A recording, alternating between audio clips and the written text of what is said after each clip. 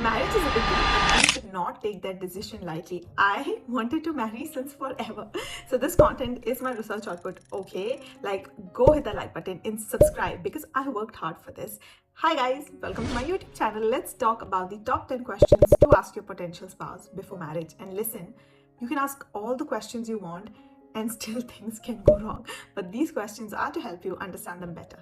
Before marrying, people actually assume that the other person automatically knows everything that you want, but trust me, they don't. You have to communicate things further before marriage so you guys are actually on the same page.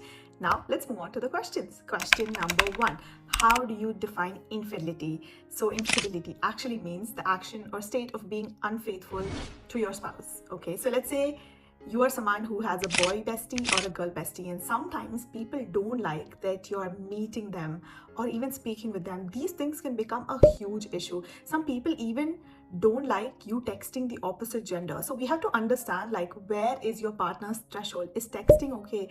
Is meeting okay? Is shaking hands okay? Is hugging okay? Is being alone with the opposite gender okay?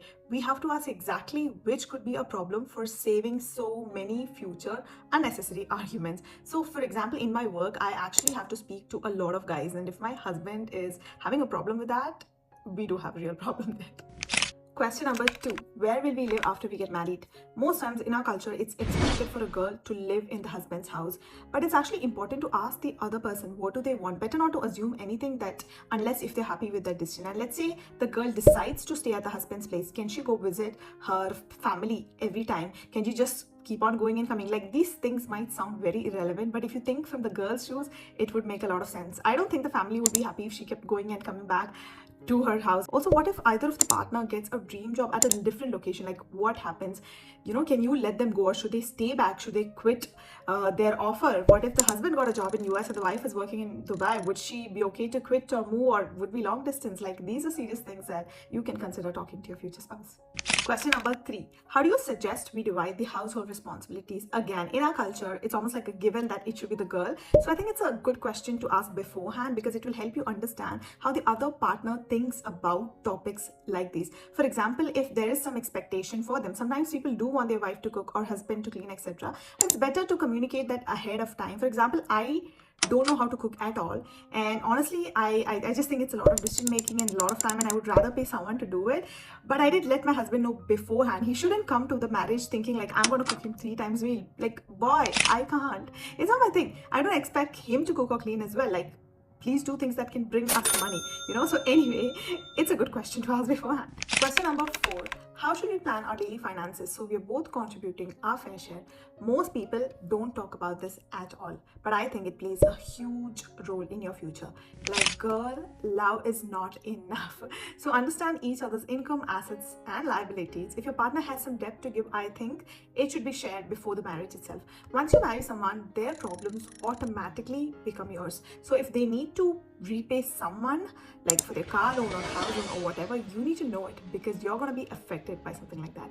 It's better to work out a plan for who's providing for what in terms of rent, food, groceries, saving expense as well. If either of them wishes to be a stay-at-home husband or wife, it has to be said before the marriage, because then the other partner needs to know that he or she has to bear all of the expenses. I'm not saying both need to work and it needs to be 50-50 or whatever, but you have to let the other person know what's the plan.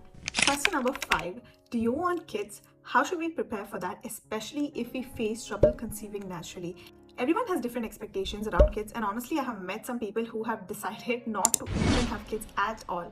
Some people want them faster, and some want to focus on their career, some want to be financially stable before making that decision. So this is definitely a topic that should be covered. For example, what if either of you are having trouble conceiving? Like, is surrogacy okay? Is adopting okay? I mean, will you leave the partner for someone else because they can't have a kid, or if they're having an issue with something like that? There are people who actually leave due to such reasons. So if you want a baby fast and your partner doesn't, you have to actually come to some sort of agreement about it.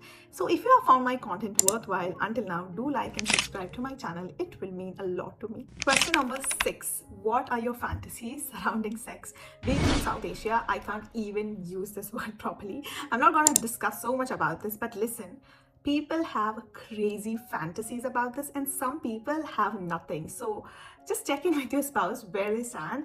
Like, I know a story of a couple who got divorced because the boy barely touched the girl, and the family was literally like telling it was the girl that was the reason for them not having babies. And of course, like, this is how in our culture they assume, right? It's always the girl's fault. But guess who's uninterested? The guy. So you get it, yeah? Just have a conversation about something like this. It's important. Question number 7. What is your love language? We all give and receive love in 5 different ways: words of affirmation, acts of service, receiving gifts, quality time, and physical touch. If your spouse's love language is words of affirmation and you are giving them gifts, they will not be satisfied. It's so easy. Just ask them exactly what they want and give them what they want. Simple. Question number 8. How do you feel about drugs and alcohol? A lot of girls, which I have seen, at least in our culture, can't stand men who smoke, and it gets very, very, very annoying for them. People have huge fights about stuff like this, and of course, the other way around. I'm a Muslim, so of course, this is labeled as haram in our culture, but the consequences are obviously next level.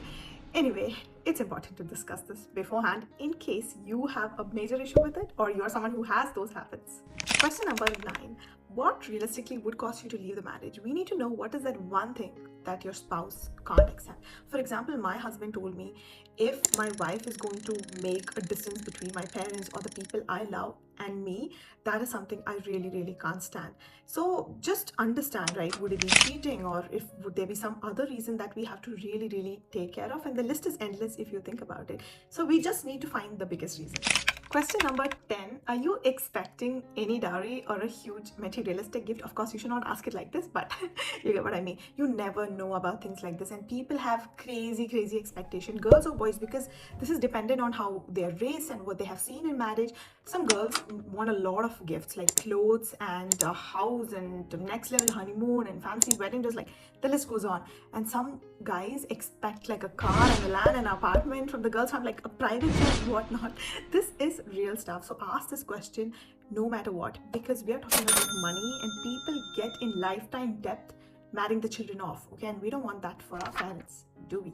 Okay, so these are the top 10 questions, and I have added 100 questions PDF below in case if you're interested and want to take this very seriously. But I hope I was able to provide some value by sharing these questions, and hopefully you find an amazing partner, and do support me by liking and subscribing to my channel. Thank you. See you in my next video.